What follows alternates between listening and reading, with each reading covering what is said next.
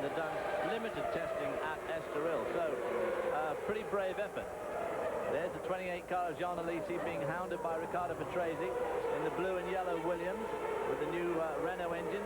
Both these cars, the Ferrari number 28 and the number 6 Williams, have got the semi-automatic gearbox. In morning warm-up this morning, the Williams cars had a bit of a problem with it. There's some worries whether it'll see the race out. Of course, the old gearbox gets really used on a circuit like this. The leaders are working lap 5 of 82 scheduled here around the 2.3-mile street circuit in Phoenix. Lots of cloud cover overhead. The course is probably cooler than it would otherwise be. Certainly cooler than it was last year when we raced in bright sunshine. And of course, all the drivers here, all the Goodyear cars, that is, running on their softest race compound. That is a D compound. Very soft, and they're not expecting to make any stops. Alesi now coming under fire from the 6th of Riccardo Patrese, the blue and yellow Canon Williams Renault. Staggering to think that Riccardo Patrese, just going out of the picture there, a cool there he is there, number 6. This is his 209th Grand Prix, and his appetite doesn't seem to have been blunted at all, as he's giving young John Alesi, who's probably 12 years younger than he is, a hard run for his money this afternoon. This long turn, 12 and 13. Very bumpy, comes out close to the wall, under the grandstand, opposite the start-finish line. Look at the beating the driver takes. The onboard camera probably gives you a rough idea of what the driver's eyeballs are doing. Alesi, talking about eyeballs, Alesi there pulling off one of the tear-off strips on his helmet.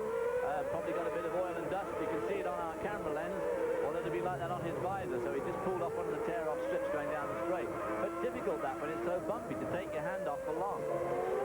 One of the advantages the Ferrari drivers have, of course, they don't have to take their hands off the wheel much to change gear, whereas, as we'll see on the onboard camera with the McLarens, of course they do. Despite the cloud cover, it's a warm day here in Phoenix, about 80 degrees. The crowd in shorts and shirt sleeves. This is one of the LaRousse cars in the pits. That is Eric Bernard, the Frenchman.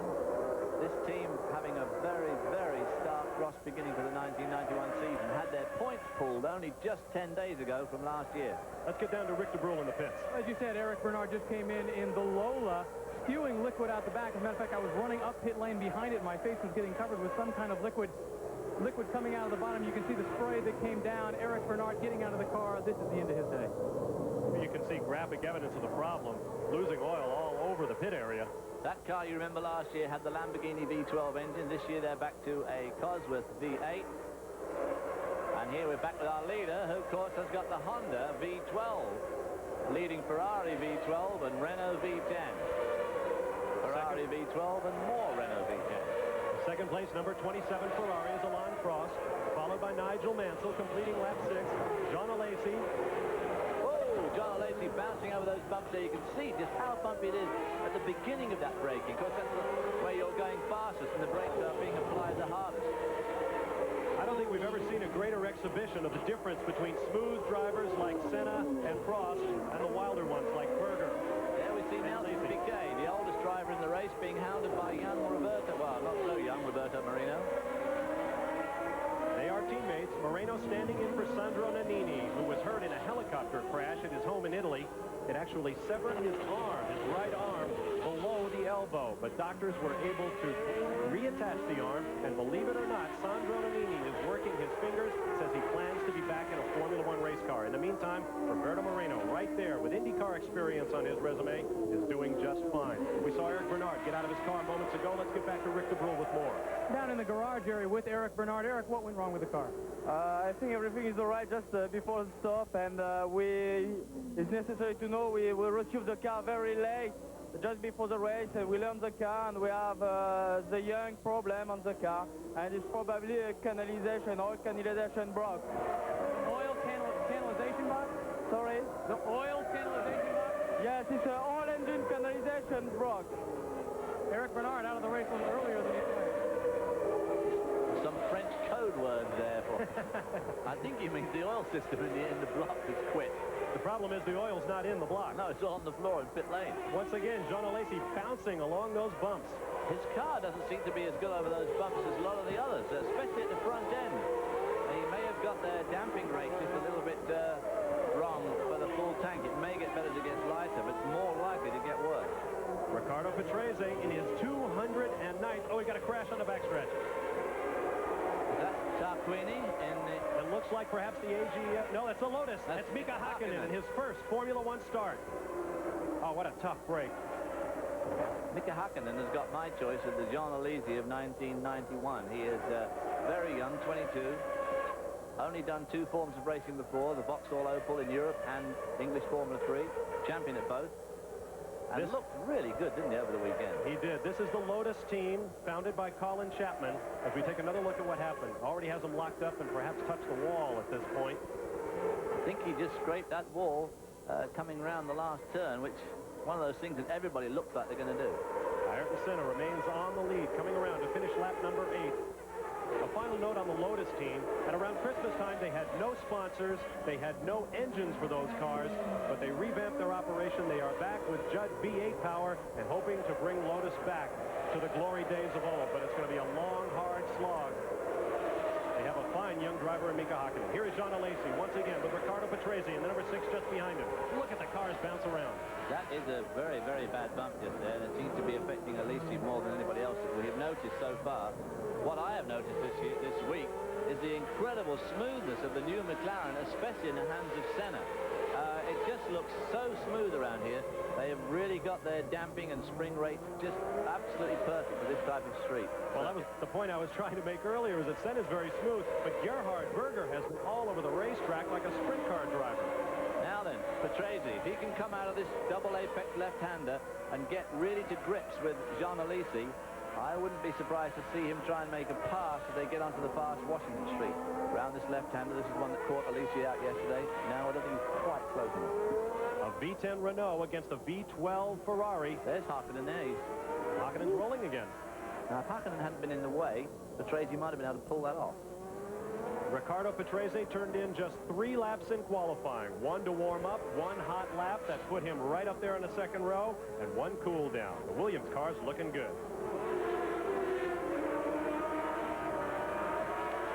To speak, we appreciate all of their help. There you see the machine itself. Too bad it's not dark. That's the only airship in the world that is illuminated from the inside. Last night, I'm sure we got a lot of UFO reports here in the Phoenix area as that ship made its way around. There is your leader in the yellow helmet of his native Brazil, Ayrton Senna, the defending world champion, coming around to lap Aguri Suzuki and the LaRousse. I know that airship gave me a heck of a shot when I staggered out of the Bala. Oh, no. Martin Brundle.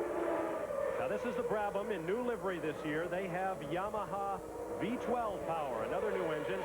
I understand he had a flat right rear tire that needed changing. It could be a problem with the wheel. Here's Rick DeBrule. Indeed, Martin Brundle is down here. They came in, they went to change the rear tires right away. They got the left rear tire off, did the quick fix. Now they're working on the right rear. They obviously have something broken on the back, and they're trying to fix it. If you look down underneath, you can see the mounting point that's actually sheared. If we look at that's a little bit low. Down here, you can see on the Martin Brundle car, apparently there's something broken. He's still in the car, however. They may try and fix it to get back out. Well, Martin Brundle is a former sports car world champion. He's not going to want to give up without a fight, but it may be the end of his day. What I saw then looked horribly broken, and Patrese is trying to break the spirit of Jean Alesi. Hounding him around this track. This is not the easiest racetrack in the world to overtake on, as you can probably imagine, with all these walls everywhere. And Patrese is obviously trying to set up his young counterpart. A lot of experience in that blue and yellow Williams. Coming up on him in the braking area. No, not going to do it this time. This is at the end of Washington Street. Not quite as bumpy there as at the end of Jefferson. Not much opportunity for overtaking here, but of course a driver like Patrese will capitalize on the slightest mistake that Alesi makes. And if he just gives up the throttle for a second or a split second, he's right behind him now. The thing is, how good is the Williams car through this long left-hander? Because it's an extremely important corner. You've got to get the car. Oh, Williams there sliding. Oh, Patrese giving a bit of a kick as he comes out. The Ferrari's probably got a bit more go down this straight. But it's this bump at the end of here that doesn't... No, not going to be able to do it. I thought perhaps Patrese was trying a little different braking area to avoid that bump. Let's take another look at what just happened to Riccardo Patrese. Here comes the red Ferrari. There, right behind him is Patrese, and there is a concrete wall just to the left. Now that, you see, cost him probably 3 or 4 tenths of a second, which drops him just out of the ability to outbrake Alesi at the end of the straight. When you're setting yourself up, you set up 2 or 3 corners before to get yourself in the absolute pounce position to nail them. Now, this is one of the new corners at the very far eastern end of the racetrack. Patrese now dropping back a little bit. Maybe that little slide kind of put the fear of God in him. He's going to sit back and think about this for a minute. Well, the other thing, of course, as I said, they're all using the softest tire compound. He doesn't want, at this stage, with the car relatively full of fuel, to run his tires off. There's a look at young Jean Alesi, just 26 years of age, and there is the man behind him, Ricardo Patrese. 23 Formula starts for the former 209 for the latter. There is Gerhard Berger. Now, here is a man really under some pressure this weekend. As all Formula fans know, Michael Andretti has been signed to a testing contract with the McLaren team, and the scuttlebutt along the pit lane is this is the man that Michael Andretti may replace with McLaren. Well, I don't think he's going to replace Ayrton Senna. That's for damn sure. But, no, Berger has got tremendous pressure on him this year because Michael Andretti tested the car. Roberto Moreno getting pretty close to the wall there. Let's move back a little bit past Gerhard Berger and pick up the car of Nelson Piquet, winner of the last two events in Japan and Australia last year, much to the delight of the Benetton Ford team. There is Nelson Piquet, the three-time former world champion from Brazil. Now, they're driving a V8 car, a special V8 called the HB model, built by Ford. There's Roberto Moreno, his teammate. The highest revving V8 ever built, so we're led to believe. Revs to a cool 13,000 RPM, and the Series 5 engine is just around the corner. They're using last year's B190 model. They have a new car coming for the San Marino Grand Prix at Imola, Italy, which we'll be seeing here on ESPN. There's a look at the team profile. Camel Benetton Ford from Whitney in Oxfordshire. David will correct my spelling and my pronunciation if I'm wrong. The Benetton B190 with a new car coming, the 191, from the pen of the most talented designer in Formula One, John Barnard. A V8 engine, which a lot of people say is not the way to go in Formula One against the V10s and V12s. And Pirelli tires this year. This was a major defection from the ranks of Goodyear, taking on Pirelli because the Italian Pirelli maker has promised them all sorts of support, special tires for their chassis to make them as competitive as possible. Piquet pulling away a little bit. And there is Stefano Modena, another Italian in the Tyrrell. Now, of course, with the V10 Honda, the same Honda engine that powered the McLarens to the World Championship the last 2 years, is now sitting in the Tyrrell there, much to Tyrrell's happiness, I'm sure. They've got some good sponsorship from the Braun people in Germany. And Stefano Modena is showing his colours this afternoon, hanging right in there in 9th place. We have completed 14 of 82 laps as you watch Stefano Modena make his way around. First time he came to Phoenix 3 years ago, he asked if he would be able to see Indians when he came here. And in fact, he can. Welcome to the West, young man. A lot of people think Stefano Modena, well, to put it positively, has his best opportunity ever. To put it negatively, has no more excuses. He's got a great Tyrrell chassis. He has that Honda V10 engine that has championship background. And everybody expects Stefano Modena. Well, of course, it was this same chassis. Their chassis has not changed as yet, not significantly, other than to put the V10 engine in. Of course, it was the Tyrrell in the hands of Jean Alesi last year. It was such a sensation here and on the streets of Monte Carlo when he battled every inch of the way with Senna. Which has that distinctive anhedral front wing with a raised nose and the wing dropping down. Now let's pick up our leader, Ayrton Senna, once again, coming around to complete lap 14, 6.8 seconds ahead of Alain Prost.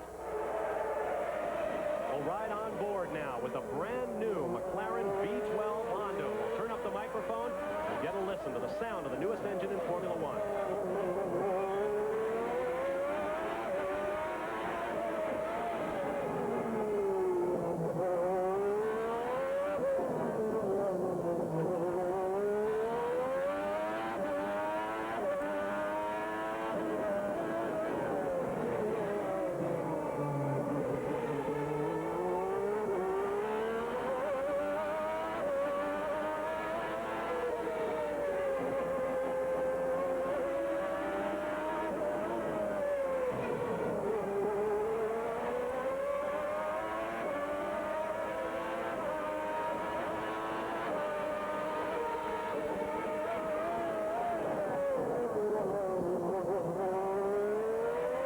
Sunday drive through the streets of Phoenix, Arizona, down 3rd Street, a left onto Adams, another left onto 5th Street, and we'll be going that way for another 75 laps or so. We'll be back to Phoenix, Arizona after this. these drivers are experiencing such a bumpy ride out there is the fact that the travel on the suspension is absolutely minimal now.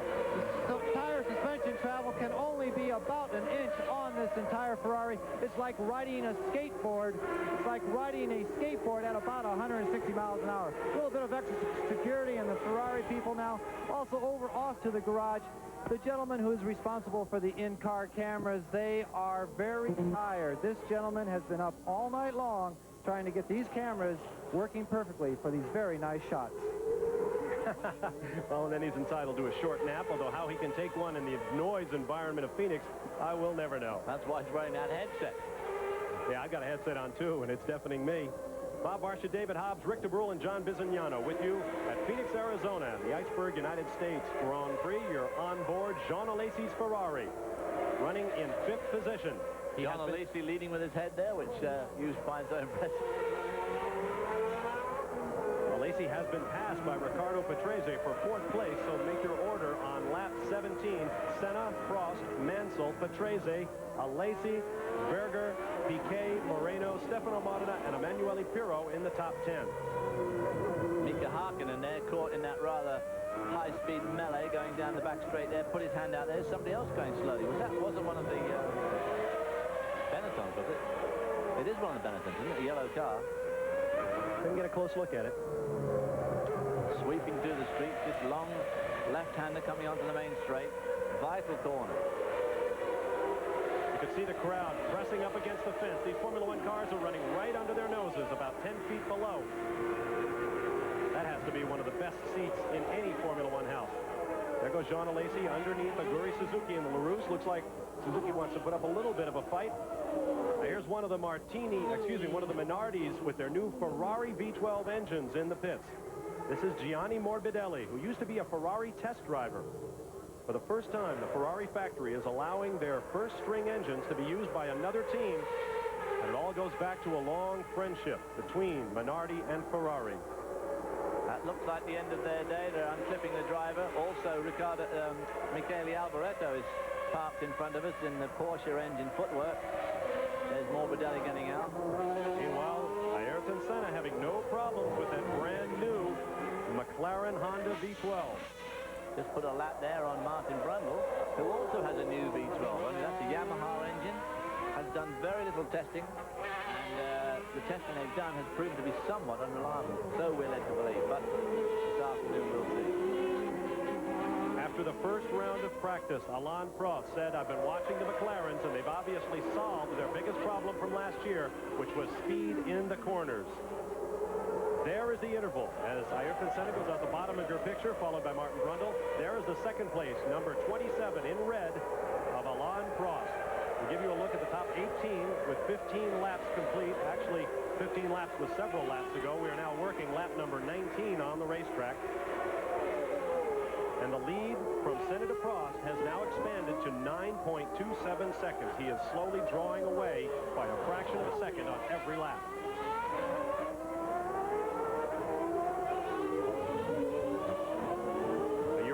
Prost came to Phoenix and said, "I'm throwing this race away. My car is just not suited to this kind of a track. We need to get to the wide-open circuits of Europe." This year, he says, "I have a much better car and a much better team. We expect to do well." Right now, as well as he's expecting to do, is second place. And, of course, more bad news for him was that he has observed the McLaren from behind during practice and qualifying, and was rather disturbed to see it look so good through the fast corners. There we see Nigel Mansell, the new FW14 Williams, Renault, a new engine, a new chassis. They also have that raised front wing. Not quite as pronounced as some of them. Locked up the tires a little bit going into that corner. Meanwhile, we've got a report from Rick DeBrule in the pits. Emanuele Pirro came in his day done. He coasted into the pits. What's wrong with the car?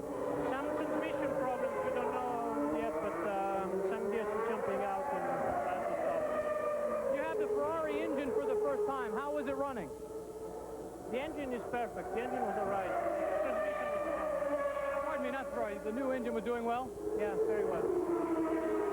That's right, Rick. The new engine in that car is the John Judd-built V10 that Dallara is using exclusively this year.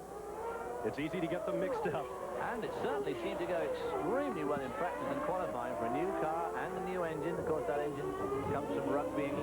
Brabham has an involvement with that company, and it certainly went extremely well for its initial shakedown runs, and so we're thinking that car combination could be very, very competitive as the year goes on. Nigel Mansell, you got a good-looking profile there with a raised nose, which is now all the design rage in Formula One. Nigel has nicknamed his car Dolphin, in part because of the high nose, and in part because it has been porpoising down these bumpy straightaways. The Williams car is providing much more spark than anybody else. See, the spark's right under the nose there. Mansell coming under extreme pressure from his teammate, Patrese. I wonder what James Hunt will be saying about this. James Hunt, the commentator for BBC coverage. Let's just say he is a tad nationalistic. Well, he thought that Thierry Boutsen was absolutely useless and should never be in a Formula One car, and if Patrese could do as well as he could against Boutsen, what they wanted was a real driver like Nigel. Well, they got him in there now. Both of them gradually winding in Alan Prost in the Ferrari, too. It's going to be an instant dust-up, this.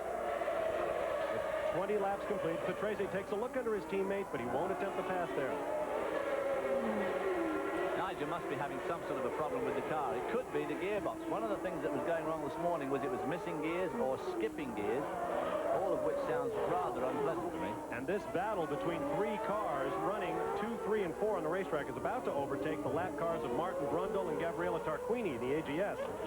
That could provide spark. Martin Brundle, of course, that car we saw in the pits earlier with that what looked like a totally broken rear suspension, but obviously what it was fixed. These three are having a hot and heavy dice here. And as you say, about to run up in this group of cars, just coming to this slow left-hander, or fastest left-hander, onto the main straight. But if they were going to get him, this is where they want to do it, on Washington Street. Nice and wide, lots of room to pass, at least for the first guy in line. All three of them will get underneath Tarquini in the AGS, the white car with the blue stripe. That team's in some financial trouble. We may not see them in 2 weeks in Brazil. Alesi now coming under pressure from Berger. Gerhard Berger in the second McLaren trying to move up. It is Senna by 10.5 seconds over Alain Prost, followed in close order by Mansell, Patrese, and Alesi, Berger, Piquet, Moreno, Modena, and Capelli.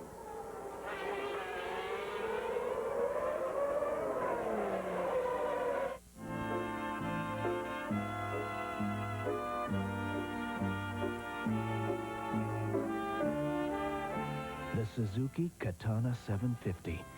It relieves aching muscles. Piquet and Roberto Moreno, so they have plenty of time ahead of the Benetton cars for Patrese to get back on the track. I'm somewhat surprised at that because they weren't all that far behind. He obviously did a very quick exit out of that little cul-de-sac. There is Gerhard Berger. Do that sharp turn 5, short shift up to second to third, then up to fifth, along here, back to fourth, around this through right-hand sweep. Berger has been very outspoken this weekend. The FIA, the worldwide governing body of motorsport, has postponed new regulations governing the size of Formula One cockpits. They wanted them to make them bigger in order to accommodate larger drivers. They postponed that rule because the team said it would be too expensive to redesign next year's cars at this point. Gerhard Berger very upset about that. He's one of the taller drivers in Formula One at about 5'11". He says you're going to see nothing but jockey-sized drivers in the future. There is your leader, Ayrton Senna. No problem at all with the bumps right there on Jefferson Street. I was just going to say, just look at the difference in the way that McLaren of his goes over those bumps and some of the other cars that we've been seeing, the Ferraris, of course, to be particular. Senna set fast lap of the race back on lap 4, 1 minute 28.13 seconds. Of course, since we have a new race course this year, we've had changes to it, so all of the marks will be new course records. It is Senna by 14 seconds over Alain Prost in the USGP. We'll be back. You are on board with our leader, Ayrton Senna of Brazil, now 17.5 seconds clear of the field in the United States Grand Prix. Pit exit. And nobody coming to help him. That's great. That's exactly where he parked one of his cars during Come on, you dingbat. Get out there and give him a hand. Formula One fans recall Nigel Mansell pushing his Lotus in Dallas in 100-degree heat a few years back. Now he will try to push his Williams off the track. And no help at all. Remarkable. Let's take another look at an incident on the backstretch and see if we can tell. At the back of your screen, his hand goes up, and the blue and yellow car nearly gets tagged by Alesi with Patrese in close pursuit. Now that played into Petrazi's hands. Petrazi goes down the inside now. It's not going to work. And then Mansell came right back up to speed. I'm wondering if there's a problem with the gearbox. Must be the gearbox. It obviously stayed in the wrong gear at that particular point, causing him to put his hand up to warn the others. But so, a disappointed Nigel Mansell. Keep in mind that they're using a new semi-automatic gearbox that Mansell was very outspoken about when he was with the Ferrari team. He had no confidence in the technology whatsoever. Now he signs for a great deal of money with the Williams team, and they present him with another semi-automatic. But he did say that he would, use it until it was proven that it wasn't going to be the way to go. They have the ordinary 5-speed to fall back on. There we see Ayrton Senna just in front of Bertrand Gachot in the new 7-Up Jordan. What a team that is. There's Nigel Mansell walking back to the pits, shouting at various people, looking hot, waving to the crowd. One of the most favoured of all people. Everybody you talk to wants Nigel Mansell to win the championship. We watch our race leader, Nigel. Everybody except this bloke. Nigel has a fan at Buckingham Palace. He picked up an OBE, Emblem of the Order of the British Empire. Some people call it. Whoa, and Berger's off. Oh dear, Gerhard's day gets worse and worse. Now then, has he got a problem? Because as you have said, this is an all-new car and a new engine, although the V12 has had a fair bit of testing mileage. Neither of these two guys were terribly high on it at that press conference the other day. No, in fact, both Berger and Senna said that the car needs a lot of work. We can't expect too much of it in the early going. It'll take a lot of improvement. Gerhard Berger getting the worst of it here. His teammate is right up front, although an incident like this has to raise a question mark about the ability of Ayrton Senna's car to go to the distance. Yep, he's obviously got some sort of a problem. Lost drive also. Don't see any smoke. Don't see any fluid. Just seems to have completely lost drive. Something could have broken the drive shaft or anything. There is Gerhard Berger. Not a happy man. He may have had gearbox troubles. We don't know. He obviously was just slightly off the pace. Rick de Bruyne has caught up with Nigel Mansell in the pit lane. Nigel Mansell, what went wrong with the car today? I'm afraid the gearbox let go. You'd had problems during yesterday, the warm-up this morning. Were the problems during the race, or did it suddenly go? We've had problems all weekend, but that's the best the car's gone, but we've still got a problem with changing gear. Nigel Mansell out of the race. A lot of frustration boiling up in Nigel Mansell. This is not what he wanted. This time, soon after the beginning of last year, he swore that he was going to retire at the British Grand Prix. He said, that's it, I give up, I retire, I quit. He was prevailed upon by Frank Williams, who was very persuasive and had a large pot of gold. And Frank wanted to come back, but he also wanted to be the absolute undisputed #1 in the team, and Frank gave him everything he wanted. You're riding with Ayrton Senna, the overall leader in the first round of the 1991 Formula One World Championship, the U.S. Grand Prix. Overall race leader, Ayrton Senna, with 40 laps complete. He leads by 23.8 seconds. He has now beaten Riccardo Patrese for fast lap. Well, of course, that's a typical Senna trait. He'll wait till the car's lost all its fuel. He doesn't want to go hammering it around when it's got a lot of fuel in to do a fast lap, because that might endanger his tyre wear. So he's going to wait till it's light before he, starts getting back fast and fast. Now this is the battle for third place. Alesi in the red Ferrari, Riccardo Patrese in the blue and yellow Williams, and just ahead of them, past Mika Hakkinen there in the Lotus, is Alain Prost running in second place. These guys have made up all sorts of ground on Alain Prost. They're only 2 seconds behind him now. There is one of the new cars in 1991, and here's John with more. The Lambo car is in the pits with Marini. They had a good pit stop going until that right rear is all seized up. The Italians are banging on it. They're trying to get this car back into the race. Marini is on Goodyear tires. I can see the fronts and the rears. They don't look particularly abused. Absolutely no blisters whatsoever, but this is a very long stop and very disappointing for the Italians and the Italian team. On the side of the car, you can see a yellow ribbon and American flag. A little bit of extra spirit here in Phoenix. Well, the spirit probably not very good. As I mentioned, it's one of the new teams in the sport. The car has now been shut off. He's overheating. Oh, he's going to go out. He has not shut it off. I'll be darned. Sounded like it shut it off, but it's definitely starting to spew out some steam there. Here we see. Now we've got a battle. Patrese looking for that third place around Jean Alesi. And there, just going out of the picture, is Alan Prost, team leader for Ferrari. Just out there they are, in line stern. John Alesi, of Sicilian parents, grew up in France, so both the Italians and the French claim him. The Italians call him Alesi, and the French, Alesi. Rounding out the top 6, of course, is Nelson Piquet and Roberto Marino in the Benetton. Once again, here's John in the pit. Oh. Well, Bobby, I have to point out that the Italians claim him when he's doing well. Of course, when he's not doing well, the Italians say that he's French, and vice versa. And right now, Ferrari is setting up for a pit stop. We'll let you know who's coming in as soon as they arrive. We are approaching halfway in this 82-lap race. There's Terry Boutsen, who'll be climbing out of the Ligier. That team using Lamborghini V12 power this year for just 1 year, and then they're going to pick up the French Renault engines. Poor old Thierry Boutsen, I fear, is in for not a great year. They're looking for the Renault V10 for next year, but they're going to have to go through a rather unpleasant year this year, I think. Action in the pits. Here's Rick de Brule. Pit,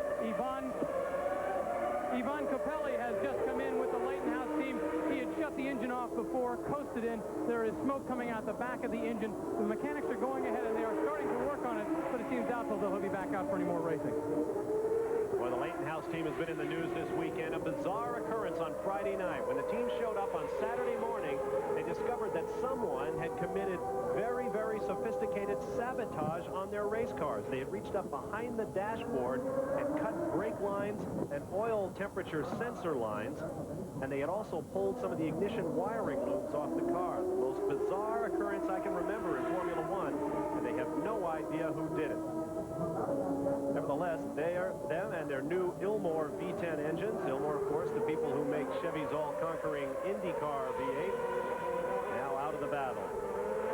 As the action continues, we'll return to Phoenix. And in fact, Nigel had a bit of an off and got it stuck in the mud.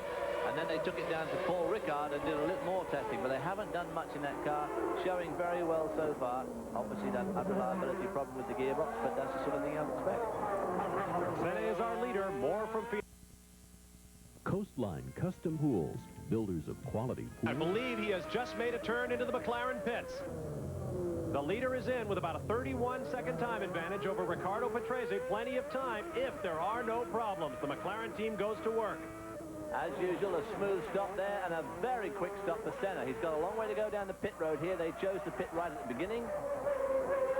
Drives past everybody, out of the pits, just misses Nigel Mansell's car that's poking out the wall there. Takes a line down the middle of the road, doesn't want to get that rolled up rubber onto his new tires as he leaves the pit. And it'll be interesting to see just how fast he goes now that he has new rubber on the car. But he came in with a big lead, a good quick pit stop for the McLaren team, and he's back out on the racetrack in good shape, no loss of position. He remains the leader.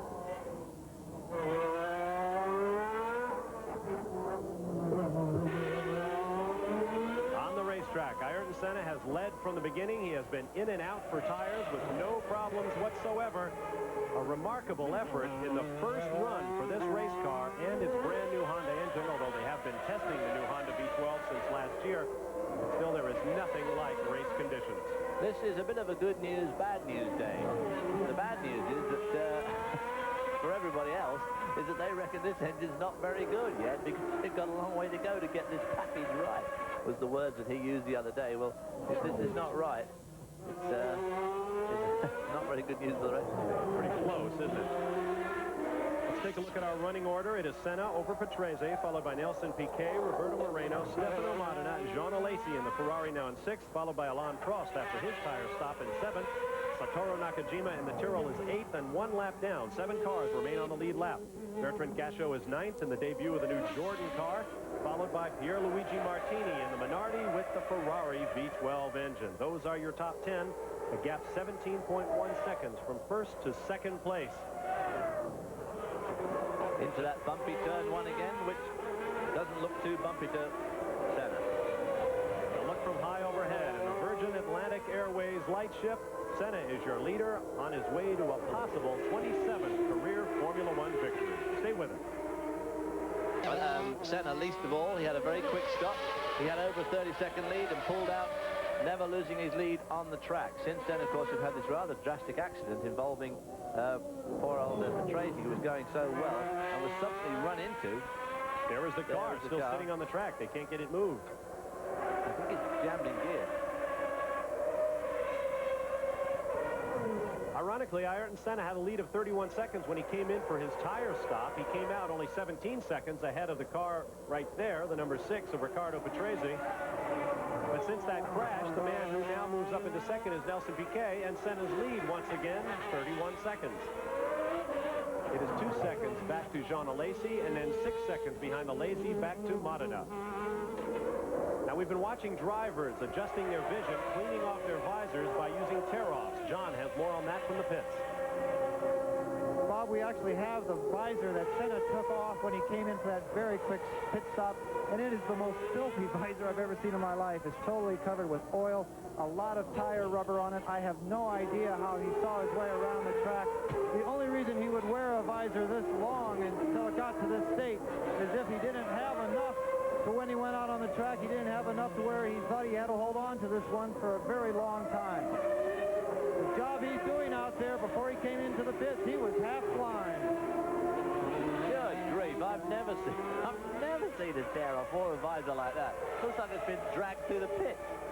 Here's Alesi about to get around. Not Prost in 5th, coming up on the 4th place car of Stefano Modena. Now, Stefano Modena's not going to give up without a bit of a fight, because this is for a real place. Modena, of course, still on his original race tires. Prost on new tires. When was the last time we saw a battle for position in the top 5 between a Ferrari and a Tyrrell? Well, hopefully it's something we're going to see more of. The Tyrrell now having the Honda V10 engine, and they have a whole group of guys from Honda looking after that engine. It's not just some throwaway deal. And this could turn out to be a very, very potent combination as the year progresses. Coming off that corner, in fact, extremely well. Last year, the Tyrrell was reckoned to be one of the better handling cars, and by putting the Honda engine in, it shouldn't significantly make it any worse. This is the crash site. They're just coming up here. Everybody picking their way through there now with a bit of care. Let's hope that nobody picks up any debris and cuts the tire down. The car still sits there. Last year, the Ferrari was thought to be one of the best handling cars in Formula One. Tyrrell able to hold it at bay. I'm really surprised they don't have a crane down that crash site to lift those cars out of the way. Well, Moreno has already hit it and is out of the race. Let's hope no one else does as the battle here continues. Well, of course, it's a bit different now because they all know it's there. Now then, how good is the Honda Tyrrell around this long corner? Because it's a critical corner. Comes off there, looks like it comes off pretty well. Ferrari certainly seems to have a little bit more power, but Prost, of course, using that slipstream. The old NASCAR runners will be used to that. He's not actually riding it, no? No. Not exactly a diving passing move there. He nearly lost his nose. He nearly lost his nose. Now let's go aboard with our second place car. Jean Alesi has taken over second place, coming up on the crash site. There you see the cars, and watch the debris. Right in front of him there is one of the wings. Ooh, and he runs right over it. Now, of course, they are carbon fiber. It would probably crush as the tire ran over it, but there will be rivet holes and threaded pieces in there which could easily cut a tire. Right through that same part of the racetrack, Jean Alesi. Everything looks to be all right now in that Ferrari running in second position. And we'll watch the gap back to Nelson Piquet, formerly in second place. There he is, now in third, going out the bottom of your picture. And look for the battle for 4th. There is number 4, Stefano Modena. And Alain Prost, no real threat right now, it would appear. Well, Prost is going to take his time. I mean, I'm sure he's sure that he can pick off Stefano Modena, but this is Stefano Modena's chance, as you said earlier, to shine this year. He's got the equipment now. They still haven't got the budget that people like Ferrari and McLaren have got, but they are getting there. They picked up some more sponsorship this weekend again, and it's going to be a fairly strong and potent team. No question about it. Ken Tyrrell, who drove with Jackie Stewart to a pair of world championships, may be back. Another of our wandering artists, Steve Voigt, working in the pits here at Phoenix. We'll be back in just a moment. Right in the slipstream, and yet he's still struggling to try and come alongside, which can only mean that yes, there is Piquet. He's pulling off now. He's pulling off, that can only mean that really that Benetton has got that Ford V8 is very powerful. The car is obviously clearly very fast in a straight line. Let's see how they compare going through the stadium section here. Now, it may be that Benetton are running less downforce, less wing on the car, which helps them on the straight, but makes them a little bit slower around the stadium. As we look at it, yes, Senna is a little bit quicker through those last two right-hand turns, but don't forget he's on fresh rubber. Look at all the little bits of rubber on the left-hand side of the picture here. All that rubber coming off the tires of other cars, and you've got to be careful as a driver not to get on that rubber. We call it the marbles, because one run on that for 20 or 30 yards will overtake a lap another car, and you'll spend half a lap losing 3 seconds getting that rubbish off the tires. And still Nannini holds off. You know, Senna really is not looking he's not looking terribly strong at this stage. I'm sure he is going to get by that Benetton, but it's quite surprising he's taking so long to do it. And it doesn't look like Nannini's actually doing any blocking. It's simply a case of there's not able to get by. Let's go down to John. Satoru Nakajima has arrived in the Tyrrell pit. They thought it was going to be for tires only until he arrived here coasting. The engine turned off. They have removed the rear bonnet of the car, the engine cover, and they are working. To me, immediately it looks like the fuel injection system on the right-hand side of the car. There was no misfire because the engine was totally stopped.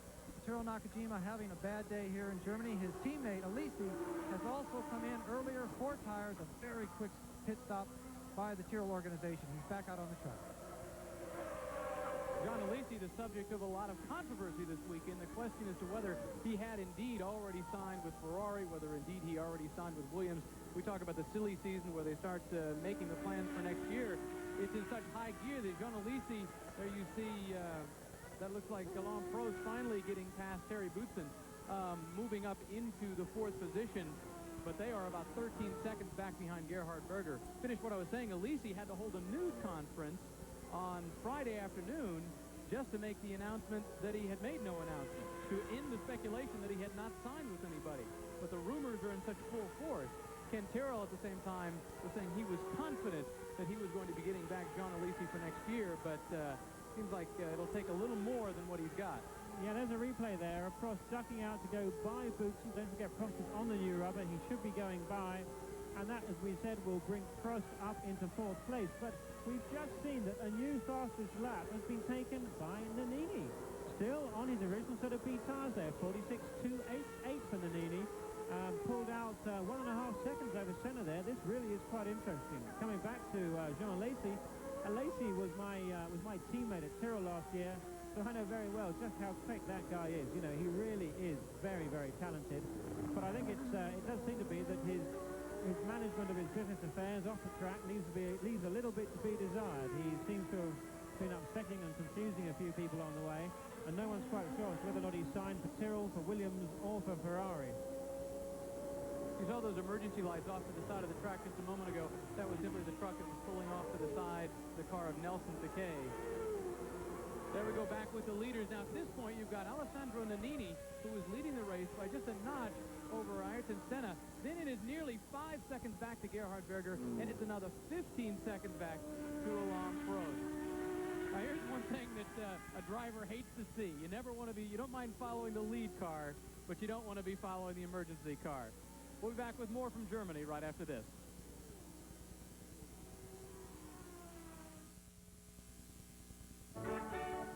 About 20 kilometers south of Hockenheim is a museum dedicated to the mechanical, but it's more than just pipe organs, as you can see. It is an auto enthusiast's dream. It's also a dream for anybody who likes anything with speed, airplanes, cars, and there is an incredible variety of cars. All types of race cars, from the old, see an old Jaguar SS100, Mercedes, racing cars, there's an old Wolf, and the 6-wheel Tyrrell. Now that is indeed a rare sight. It's sort of a train, planes, and automobiles. In the back there you see Gary Gablish's old Blue Flame, an incredible museum. It's called the Sentheim, just about 20 kilometers south of Hockenheim. Back to racing here, Alessandro Nannini continues to lead, and it looks like he's stretching that gap out just a tad. Yeah, this looks pretty interesting. He set another race fastest lap, a 46.1. Perhaps worth considering here that clearly that Ford today has got a lot of power. Clearly Nannini's driving well and the chassis is working well. But, you know, one of the advantages of having a V8 engine, and particularly Ford's V8 engine, is that it uses less fuel than the bigger V10 and particularly V12 engines of the Ferrari. And probably that Benetton came to the line with perhaps 5 or 7 gallons of fuel less in it than the Ferrari. And that can make quite a difference when you consider that every 20 pounds of weight with these cars costs something like 0.2 of a second. It's roughly 1/10 of a second per 10 pounds of weight. So the lighter they can make these cars, the faster they'll go. And the easier on their tires will be, so that whatever weight advantage you can have, that'll carry you through all the way through the race. And it'll only be in the last perhaps 5 laps when the weight difference McLaren to Benetton will be negligible. Alessandro Nannini seems to be working pretty hard. He is hitting a lot of those curves in full force. Yeah, you know, it's interesting how much curbing these cars can do.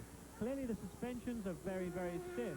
But you know, when you look at the movement of the car up and down over the bumps, 2/3 of that movement actually comes from the squashing of the tires rather than the compressing of the springs. The tires are really the most important spring on the car.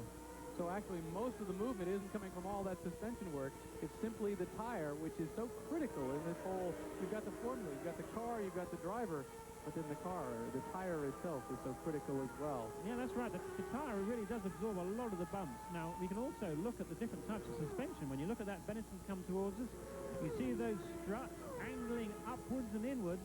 We can see them there angling upwards and inwards, which go up towards the spring and damper units in that nose, hence that rather unsightly bulge in top of the car. We're talking about the movement of the suspension. Here you're on board with Derek Warwick, and you can see exactly what we're talking about.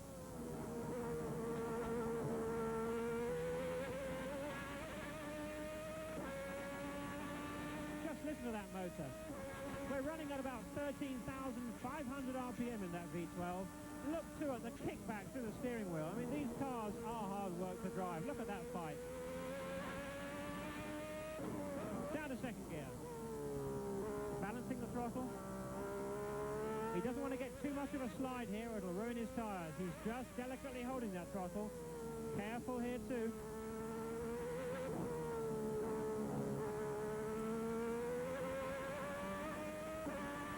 And back past the start-finish straight. Look how tightly he's cramped in that cockpit. You can see why he needs that cutout in the steering wheel. You see how his steering wheel's got that inverted V to give a bit of leg space there. As a matter of fact, we noticed on Martin Donnelly's car, Martin Donnelly does not use the cutout steering wheel. He uses a full rounded steering wheel. Derek Warwick, on the other hand, is one of the larger Grand Prix drivers, which these days are becoming a bit of a rarity. Yeah, that's right. I mean, Derek has actually slimmed down quite a lot, but he's still not as small as Donnelly. And that allows Donnelly to run a conventional sort of wheel there. There we're looking at the Ferrari. We were talking about the suspension struts on the Benetton, those angling inward struts known as push rods, transferring the wheel movement to the dampers. If we get a chance to see the front of a McLaren, they go about it a different way. They use pull rods, which means they angle inwards and downwards. See if you can spot the difference. The dampers in the McLaren, there we go. You can just see those angling inwards and downwards struts, pull rods on the McLaren. Now Boots is coming in. Let's go to John in the pits. Thierry Boutsen, the Belgian driver, is coming up the pit lane. McLaren boys have moved out of the way, and the Williams team is ready. A little bit less RPM, which we're trying to keep the engine very much alive. 4 tires off and 4 tires back on. A little bit of trouble with the left rear. They had to grab another wheel nut there. Boutsen looking in that left rear mirror saying, come on, fellas, I'm dying in here. Get me back out there. Thierry Boutsen, this is agonizing to him. You can imagine just doing 200 miles an hour and now being absolutely dead stop. A big, big problem on the left rear. Now we have the right brake smoking very hard. Thierry Boutsen so frustrated that he almost killed the engine and leaving the pit lane. Again, a lot of rubber on these tires and some blistering on the corners. Not using them up, but he's back on the circuit. And in fact, Williams has had some problem all season long with their pit stops. They tried practicing some of the pit stops. They have even been looking at redesigning the wheel nut to use less threads, thinking that perhaps that might be a problem. They were looking at some of the other teams comparing their wheel nuts with, say, for example, Ferrari, who does indeed use less threads, thinking that that might be the problem. But as we just saw moments ago, they have not solved their problem. And as we also saw moments ago, Alessandro Nannini is taking a few of these corners a little on the wide side. Yeah, Nannini is still obviously pushing very hard there. Senna's closed the gap a little bit, but he's still hardly all over that Benetton.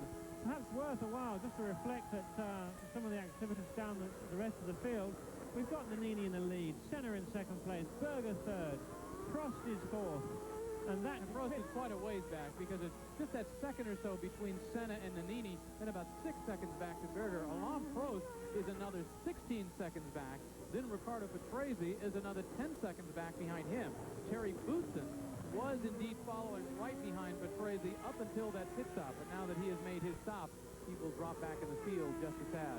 Yeah, Boutsen's going to be very annoyed about that. I mean, the last thing you want to have to do is to have another 10 or 15 seconds worth of penalties to try and make up from a slow pit stop, and that was slow.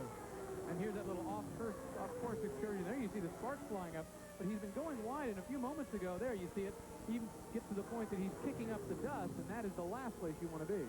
Yeah, I mean, that looks more spectacular than it really is problematic. The cars are designed, they've got skid blocks underneath, they're designed to take a bit of bashing around. They don't want to do it too much, but that's probably not going to cause any great problem. The problem is getting onto that dirt, and at what point do you begin to lose that traction? Fortunately, he's able to hold on and make it all the way through.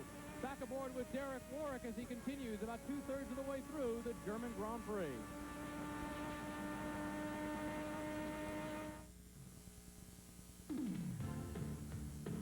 The boats on the river Neckar and at the tiny village of Ebersbach are quiet today. That's because no one's there. They're all here at Hockenheim for the race, the German Grand Prix. ESPN's presentation of this race today is brought to you by the Yokohama Tire Corporation, one of the fastest growing tire companies in the United States.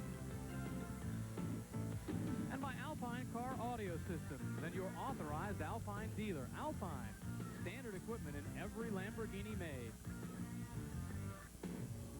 Well, we're a little over 2/3 of the way through this race, going very, very quickly. Despite the accident on the first lap, there was no delay, and as we mentioned before, this is a fast circuit. It is one of the 3 fastest circuits that the Formula One world will go through all day. Which is something that we've just seen, is that Thierry Boutsen, back on the track now, running in 9th place, has set a new fastest race lap of 45.6, at least half a second under anything that's yet come. So clearly, Boutsen has very much got the bit between his teeth there. Let's just hope, for his sake, that in being clearly pretty aggressive, he's not taking valuable life out of those tyres earlier on, that he may end up regretting later on. Back with the leader, back with Nannini.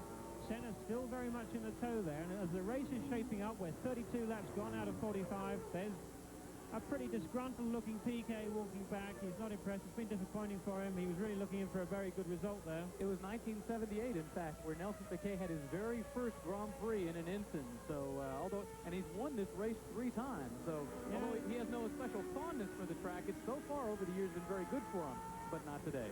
No, that's particularly sad there for Piquet. There's one of those Leto's moving out of the way neatly for Nannini to come through. Senna's still there. And as I say, we're 2/3 distance now. And really, the big question marks have got to be, we're looking at either a Benetton, this way very unfortunate, a Benetton or a McLaren win here.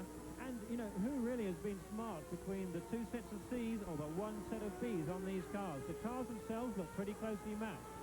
Very much so. Let's go down to John Bisignano. Steve Medincia with now Benetton Formula team coordinator. What's the situation out on the track? Your driver is, of course, leading the fabulous new Ford V8s, doing very well down these long straightaways. Are they going to risk bringing him in at this late stage? Everything's running according to plan, and obviously we feel the pressure behind us, but there's no plans to bring him in at all. We're just going to run it straight on out and take it right into victory circle, hopefully. The team chose to go out on the harder compound B tire. There's only a few laps to go, 15, 12 laps to go. Will it be able to hold up these latter laps as far as performance-wise, or is it going to get eaten up here? Sandro's called in, and he thinks he can go the rest of the distance, so... Well, he's the man that knows. His call. A lot of smiling faces down here in the Benetton pits. I think we're seeing Senna now. Nannini is now working hard. Senna is going to go by, I think. Nannini's had his very strong performance, very decisively swept back to the right. Senna taking the line for that 3rd chicane. It'll be interesting to see just whether Nannini was holding Senna up, or now that Senna's got some clear road, can he pull ahead and take advantage of that 2nd set of tyres that he's got? A rip-off. You see that left hand come out of Senna? They have thin films of cellophane across the front of the visor, normally 2 sheets, which they can pull off at an opportune moment. And there was no point of Senna pulling off that rip-off whilst he was following Nannini, because Every engine throws out a little bit of oil and a little bit of muck and stuff from behind the car. But once he's ahead, he's got some clear road now, hopefully for the last 12 laps of this race. And Senna wants to take full advantage of having a clear visor for that amount of time. If we look down the field, some interesting things now are beginning to show up. In 6th place, we've had Ivan Capelli in 6th place there. Once again, getting the march up into getting the Leighton House car up into the points. We've also got the 2 LaRousse cars driven by Suzuki and Bernard. And then we see a replay of the pass. Very simple, didn't dog him at all, just simply came up. And it's interesting, once again, he's been sitting back there for so long, you know, and for so long the rap against Ayrton Senna was that he was a little too emotional and a little too quick to jump at an opportunity, whether it was there or not. In this particular situation, he seemed content to sit back there, bide his time until, for whatever reason, he felt it was the time, the moment to go, and he went ahead in a perfectly safe location with no traffic around him, made the move, took back the lead, and is now continuing to lead here at the German Grand Prix. Let's give you our standings as we've got them right now. Ayrton Senna continuing to lead. Alessandro Nannini now just about a second or so back. Gerhard Berger, the other McLaren, is about 6 seconds behind, and then Alain Prost is continuing on, the only Ferrari left, in about 4th position, 20 seconds back. We'll be back.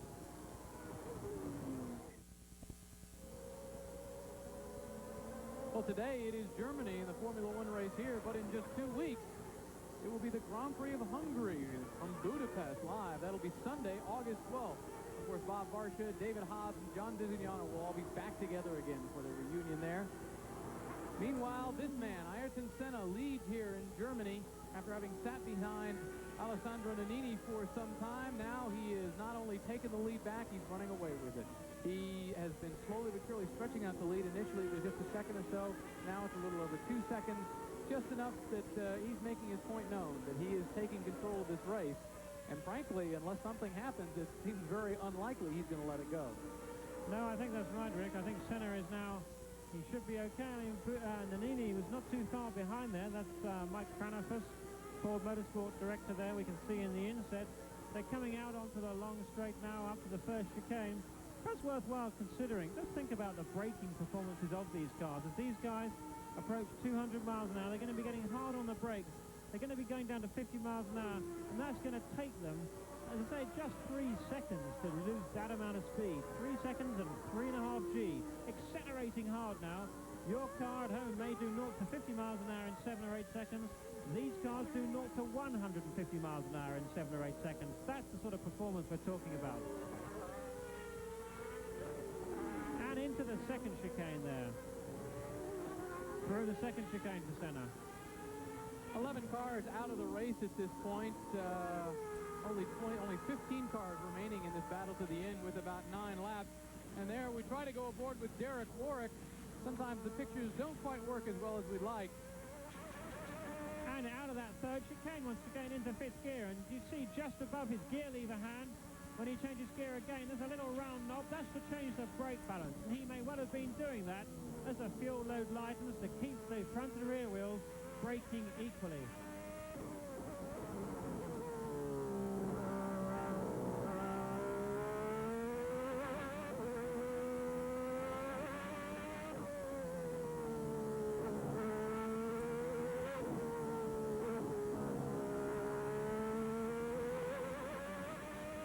And you can see how he has to balance the throttle through that series of corners. It's not a question of just coming in, jamming on the brakes and flooring it again. He's got to balance the amount of grip he's got left. We just heard the chink as he went over the curb on the exit there. And you can see that his rev counter too, rather than being a round dial, don't bother looking for it, it's not there. What he has got is that strip, that green strip you see. It's an LCD rev counter. It probably begins at something like 8,000 revs, and it just spans from 8,000 perhaps to 14. And that's what he's going to be using. Back to the front, Ayrton Senna leading this race, the German Grand Prix, with just about 8 laps to go. His lead now over Alessandro Nannini has stretched out to about 4 seconds. It looks like there will be a battle developing between Nannini and Berger in just a few moments. Let's go down to John Disignano with an update on the Pirro situation. Rick, we have some good news on Emmanuel Pirro. He has been treated here at the track, and they've taken him away in ambulance. They haven't used the helicopter, which means that he's not in any life-threatening situation whatsoever. He's in very good shape, except complaining of severe neck pains. They've taken him into the Heidelberg University Hospital, one of the best hospitals in all of Europe, for some very sophisticated x-rays. And he should be back at the track, hopefully, before the truck pulls out of here. They're going to check him out and send him back here as soon as possible. But he is, at this moment, reported in excellent condition. There you see Derek Warwick with the leader, Ayrton Senna, coming up behind. Yeah, well, it'd be nice now if we could have a look at Derek from the in car. We might be able to see just what it's like being there. And here we go. Now, Warwick now will know that he's got Senna behind him. Warwick will know that. He can't do anything about it at the moment. He doesn't want to hold Senna up, but he's just getting on with his own race, minding his own business. And he won't mind either here. I don't think Senna can come by here. But what we can, there he is. He checks his mirrors, he registers where Senna is, and he'll do the same on the next straight. But this time, we'll see what the relative speed difference of that McLaren Honda and the Lotus Lamborghini is. Let's have a look. The blue flag went out. So are we going to see a McLaren come by on the right? And there it goes. Look how close. He's just 5 or 6 feet behind at that point. Ooh, look at that. And then, well, I guess it looks like Derek Warwick was already beginning his braking, whereas Senna was starting his braking a little later. At first, it looked like he was starting to pull away. Yeah, actually, what happened there was that Senna braked a little bit later, or Warwick braked a little bit earlier to give Senna some space to through that corner. And you can see what the performance differential is like between these cars.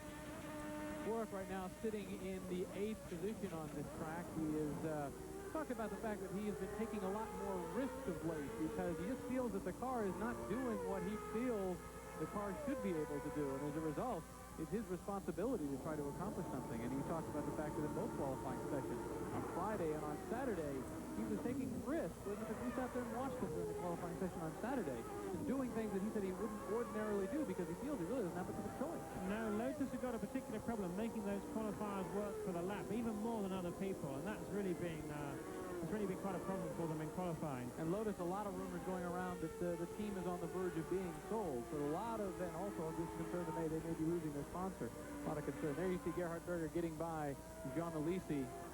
We'll be back in just a few moments for the final 7 laps or so from Hockenheim. Don't go away.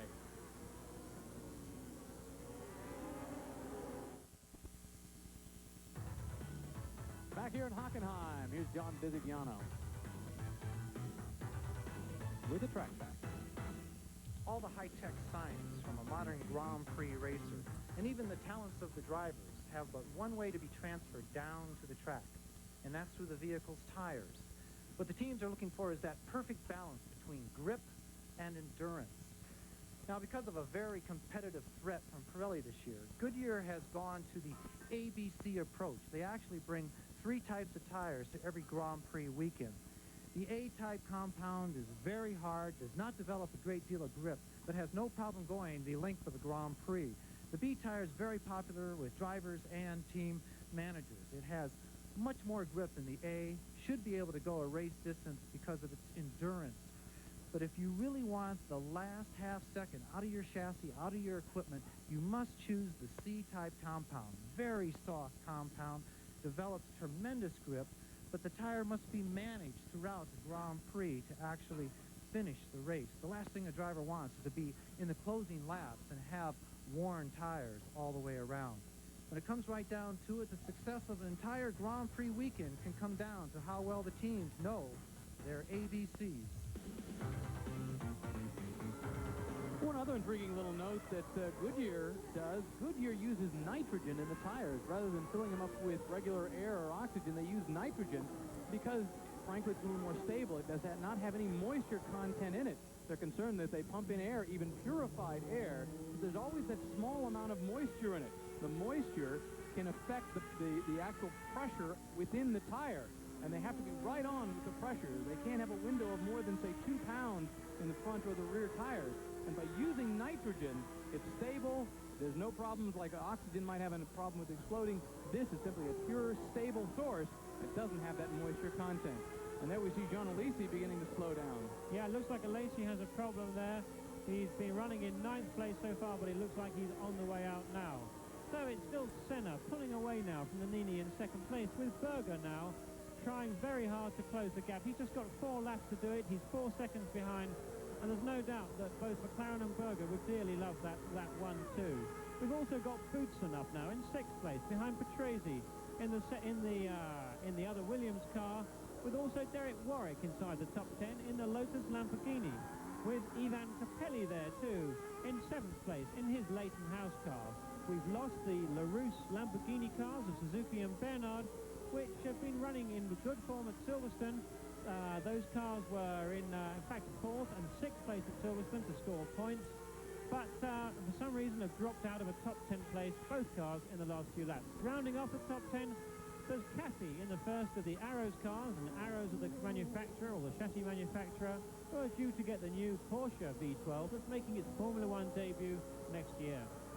And you have to think that the Ford people have got to be very excited with Nannini's performance today, because it is more than just a case of trying to hold on with the tire game. It's actually having the power to stick with it. Let's go down to John Visigliano. We've got a Lacey in the pits. John Lacey moving very slowly because he's coasting, no engine noise whatsoever on this blue and white Tyrrell. The team goes to work on the tires in somewhat of a futile approach to service the young French driver. He's undone the seat belts, and Joanne, the team manager, is now signaling him to come out of the cars. Jean Lacey, who has really set the Formula One circus on fire this year as far as being the strongest of the young lions out of the German Grand Prix.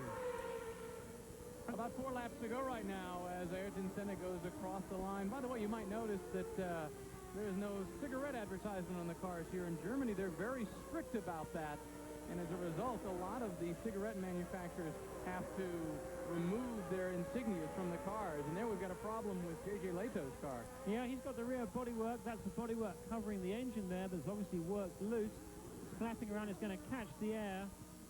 It's probably not going to upset the car a great deal, and I'd imagine he's going to carry on in that configuration, particularly with only 3 laps to go. The only concern is could the air get caught underneath and actually blow that cowling back? Well, that's a possibility, but I think a risk that I'd certainly be prepared to take. It's unlikely to do too much for the car, because the glass fibre of that would just tear off with the phenomenal aerodynamic forces that would actually occur. Yeah, but what there is behind them? Yeah, I don't think that's too much of a problem. It'll just sail away in the air like a big glider for a little bit. But what's going to be interesting now is, really, can Berger make any impression on that second place Nannini? And I don't think he can. I mean, it really is not looking as if he's going to do it. He's only got 3 laps to make up 4 seconds, and they've both completed the last lap within a lap time of within 1/100th of a second. They really are incredibly closely matched at the moment. Not only that, but Senna's continuing to stretch out his lead. Is now to about 7 seconds over Nannini. But the distance between Nannini and Berger is about the same. So as you pointed out, their lap times are so identical. They're running almost in tandem, although they are about 4 seconds apart. And then another 31 seconds back, a man we haven't talked about too much today, is Alain Prost. And he is sitting in the 4th place, followed by Riccardo Patrese, about 5 seconds back behind Alain Prost. And then Terry Boutsen, who is now 33 seconds back by virtue of the long pit stop. Now, interesting to point out, with about 3 laps or so to go, as disappointed, 2 laps at this point to go, as disappointing as a 4th place finish would be for Alain Prost, it's also important that he's going to get those points, and right now he needs that. Well, that's right. It's important for Prost to get those points. He's leading the championship, but he won't be leading it after this race if the current positions stand, because Senna's going to get 9. Prost, for his 4th place, is going to get 3 points. Prost is only 2 ahead, so that will put Senna 4 ahead, much to his relief. But more significantly, and that's a cloud of smoke. Did we just see that out of the back out of the Leighton House car of Capelli in 7th place? He may not make it to the finish. More importantly, and I think significantly, Prost was confident of his car's performance. We saw that. But clearly, he's now 32 seconds behind Berger in 3rd spot, and there's no way that this can be called anything like a good level of performance for Ferrari. So there's going to be a lot of head-scratching back down in Maranello at the end of this race to try and see why they were so far off the pace on a track which is supposed to be very good for high-performance engines. Ferrari, of course, have got their semi-automatic 7-speed gearbox with the electronic control on the steering wheel, the sort of thing that really should aid straight-line performance by getting that last 1/10 of a second out of acceleration. The combination of that V12 and that gearbox and the talents of Prost don't seem to have done the job, so there'll be a lot of questions as to why. And there we've got Berger. He's still behind that Ligier there of Larini. He's got to get by that to get a clear run. No, he's not going to do it. Now, that really was the last chance he had of getting on terms with Nannini for the flag. So this will slow him down through that section. John, I understand you're down there with a question. Dr. Palmer, I wanted to ask you, is not it the fact that McLaren has actually gotten faster? Ferrari hasn't gotten slower. They're so dominant. Are they the best team you've ever driven for, ever been associated with?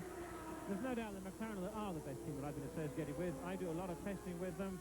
I'm going over to Japan next week running with them, and I should be running the V12 Honda engine, the engine that Honda have brought out in retaliation to Ferrari's increased level of performance. I should be running that at Monza in the middle of August. What is it like? Last year you drove the Tyrrell. For those of us who have never sat in that cockpit, how is it so different than every other race car on the track? It's the way that the whole package comes together. You know, the way that the McLaren go about developing and running their race team, they look a long way ahead. If there's anything they can do to make those cars perform better for longer, they will do it. They do not start with a budget and see what that will buy them. They start with what they need, and then they go and find the budget to do that. And that's a very fundamental and a very fortunate way in which McLaren can operate. Senna now, on his last lap, he's going to be very relieved. We've had 3 Grand Prix with Prost taking the honours for Ferrari. Senna really desperately wants that World Championship. McLaren, Ron Dennis's McLaren too, will be pleased that this time Senna can be under no doubt that the McLaren is the car of the race, the car of the present period of Grand Prix, because Dennis is trying to persuade Senna to sign for another 2 or 3 year contract. And of course, the stronger that Dennis's hand is, the better the McLaren goes, the stronger that Dennis's hand will be. As they enter the stadium complex, this is it, the last few turns for Ayrton Senna. By the way, with this victory, it will be number 24, and that will tie him with the great Juan Manuel Fangio with 24 victories. Yes, I believe that Senna there, watching him take his 24th, he's just coming around to take his 24th Grand Prix victory, really is, I think, the fastest Formula One driver there's ever been. And there he goes, raising his arm in absolute joy. He's thrilled to take that Grand Prix victory to put him back at the head of the World Championship table. And the important thing to point out, too, there's got to be a level of relief with Senna, knowing that the team has risen to the challenge. The fact that, as you mentioned, Ferrari had created the challenge as Derek Warwick going across the finish line. Ferrari had created the challenge, and yet McLaren was able to live up to it. Well, yes, that certainly is true in the hands of Senna. Nannini backed off quite considerably on that last lap, but not so much that he managed to retain that second place, but Berger closed up to within 2 seconds. Berger still pushing hard, just in case Nannini could go off and make some silly mistake. There you see Prost finishing. There's also Riccardo Patrese right behind him. That is the race. We'll be back with more, though, from Hockenheim right after this.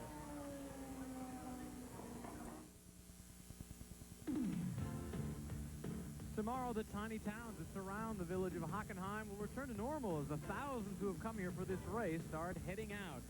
We will miss the scenery, and of course, we will also miss the hospitality.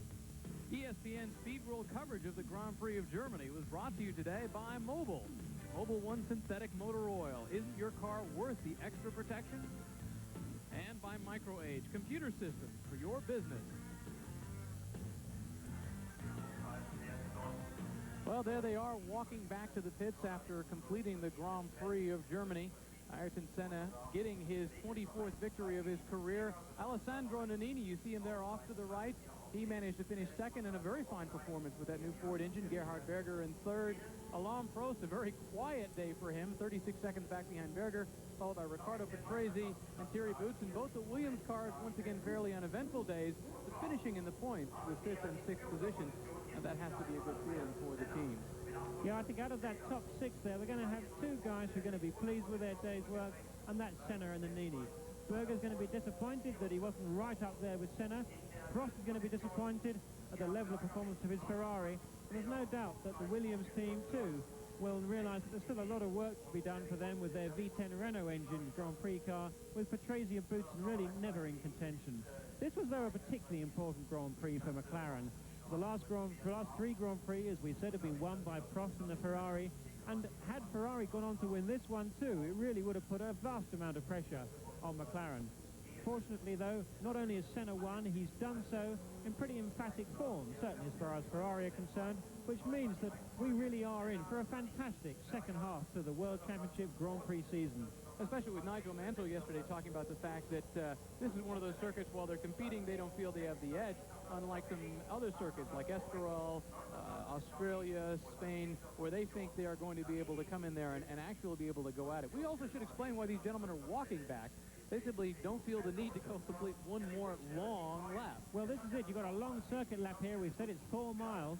But don't forget, too, that, you know, these cars want to run. They want to start this race with the minimum amount of fuel on.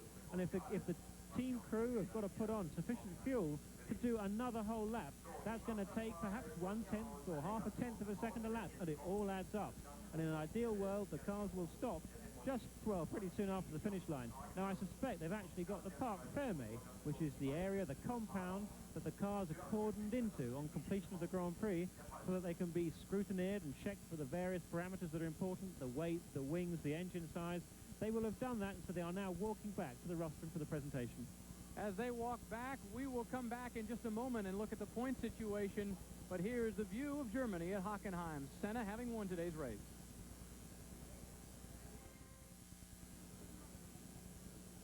Well, everybody expected the McLaren victory. I think a lot of people were surprised about the performance of Alessandro Nannini in this particular race. John Bisignano down the pits, a few final comments. Well, the pits are getting a little crowded down here. Some of the more brave people who are ready to impale themselves on fences have made their way into the pit lane. There are just as many Ferrari fans and flags as there are Brazilian flags as the winners take the podium. One thing I want to throw out here is in 2 weeks from today, the Hungaro Ring will be the venue in Formula One, located in Budapest. And that is one of the slowest circuits on the Formula One Grand Prix Championship trail. The cars that ran so fast here are going to have to be much more nimble, much more controlled, and more emphasis put on aerodynamics with a lot of downforce instead of straight line speed. So, the championship's not over. Everything changes for next weekend, and I wouldn't miss on ESPN the Hungarian Grand Prix in 2 weeks' time. We will be there. We look forward to seeing you there. And let's talk about the point situation. There you see the man who is now leading the points. He now has 48 points ahead by 4 points of Alain Prost, who was leading coming into this race. Gerhard Berger continues to hold his third spot with 29. Nelson Piquet, having dropped out of this race, still has 18 points. Terry Boutsen has 18. And then there are 3 men tied. Jean Alesi, Nigel Mansell, and Alessandro Nannini all tied with 13 points apiece.